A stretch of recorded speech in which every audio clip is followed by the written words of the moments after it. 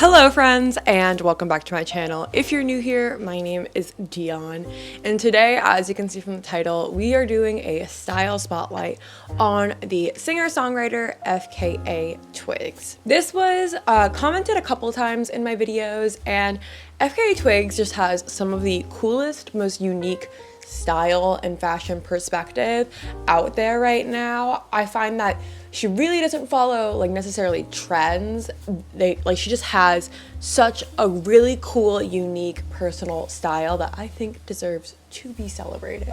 So in this video, we're going to talk a little bit about FKA Twigs, her rise to fame, her background, and then her style and her fashion. And then we're gonna break it down on how to get the look.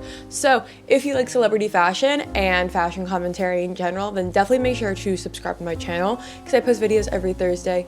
And with that, let's get into it. Talia Deborah Barnett was born January 16th, 1988 in Cheltenham, Gloucester, England. Gloucester?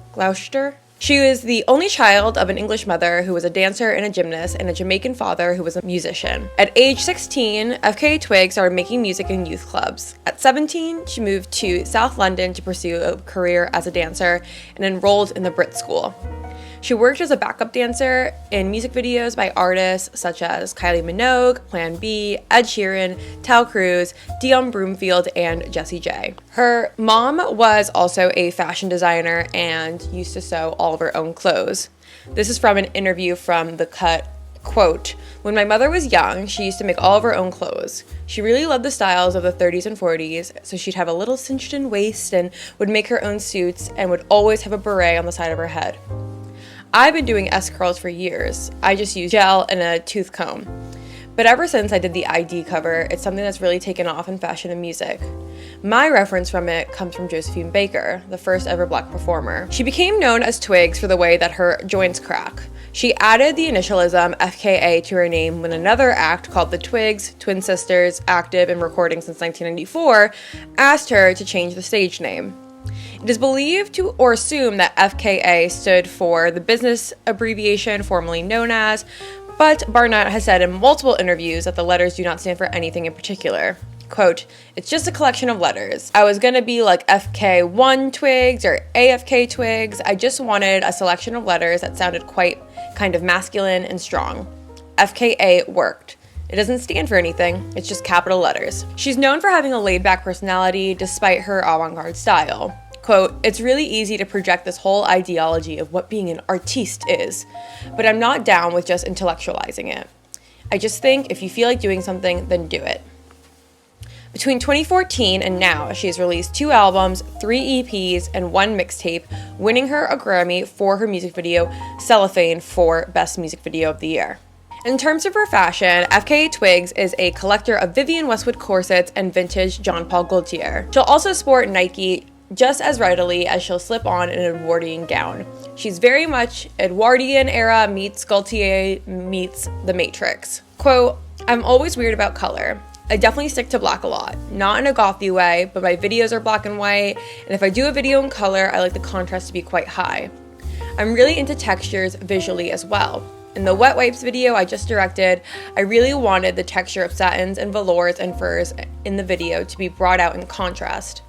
Even with my music, I like smooth things than hard and fluffy things, giving them all their place to shine." So in the 2010s, she was really known for that classic indie sleaze 2010 style, the sunglasses, the hats. And then she kind of moved into, during the 2010s and early 2020s, kind of moved into this very whimsy goth, ethereal look. And she noted in a Vogue interview that she is trying to scale back a little bit and become more simple. Quote, "I'm in a real moment of less. At the moment, I'm not so into prints or lots of color. I love things that are cut really well, that will last me 20 years, and that I can give to my kids. I actually just got rid of a load of my clothes and a lot to my archive." Overall, if I had to describe her style, I would say it's very earthy, alternative, mixed with whimsy goth and a little bit of street style. In terms of getting the FKA Twigs look, there are some necessary elements.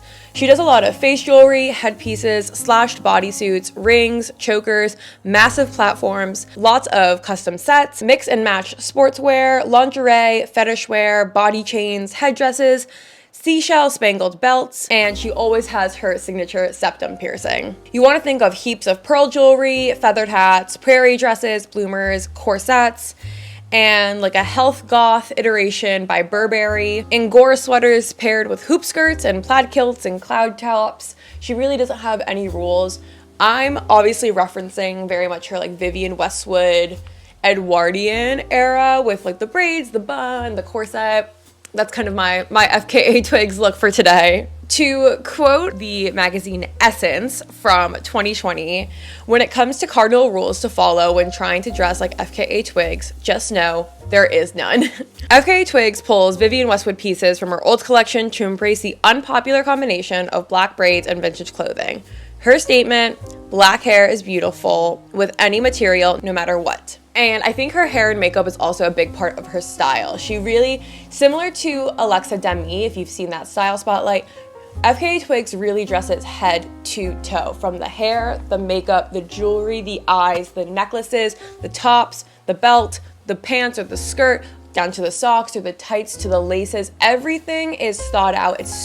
She really does live like a work of art. And according to her stylist from an interview in Days in 2022, it's all about like a very unique perspective.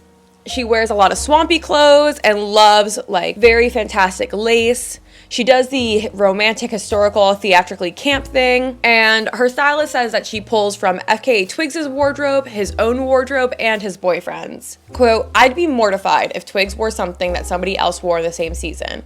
I'm really precious with what I do with her, though I probably shouldn't be. So in terms of like actually getting the FKA Twigs look, I guess it is very like crunchy, earthy, ethereal, whimsy goth is one way to go, and having these like Edwardian elements.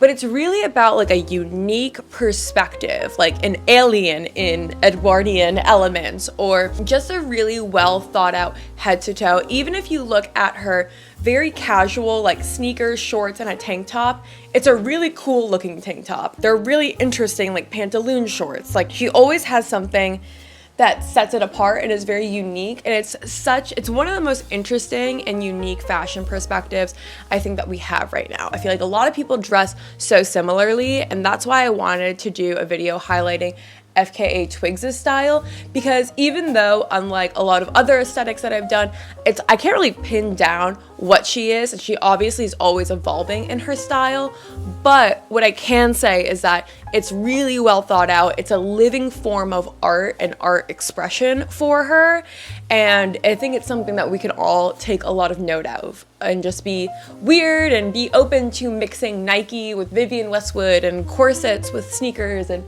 all of that jazz. So I know this is another short video. I know I've done a lot of short videos. It's very busy for me right now. So I still hope you guys enjoyed. If you did, please give this video a thumbs up and let me know down below who else you'd like me to do a style spotlight on.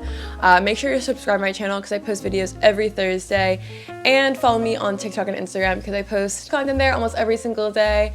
And with that, have a happy day. I'll see you next Thursday. Bye.